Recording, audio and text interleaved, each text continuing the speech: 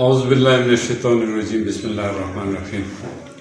عبدالله صاحب ډېره مهرباني ته راغلې او د فم متعلق د زمانه معلومات وکړو او تپوس یې وکړو.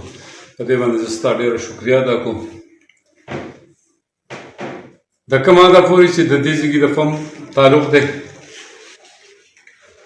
نو دا د هوښیارۍ درې دپاره د دې ټولې درې دپاره یو دیره جوړه کړه، یو حجره جوړه کړه، یو د ناستې ځای جوړ شو. د دې سره سره په دې کې دفتر هم شته.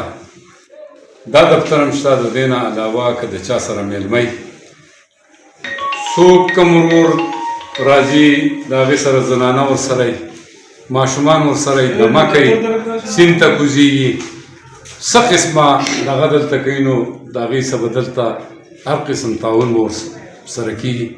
تر کومه حده پورې چې د کوالټۍ خبره ده نو انشاءالله دا زه په ګرانټۍ سره وایم او دا زه په چیلنج سره وایم چې انشاءالله د دې فم په زه هر ټیم دا دغه ورکوم چې څوک هم د دې څه ټیم لکه ښه په اوچته سینه په دنګه غاړې د دې په کم وخت کې د تیلو چیک اپ کوي نو هغه کولی شي انشاءالله دلته به کوانټیټي کوالټیټي دا هر څه برابري که په څه شیز کې فرق و نو د دې به بل څوک هېڅوک ذمهوار دی، د دې به واحد ذمهوار انشاءالله زه یم.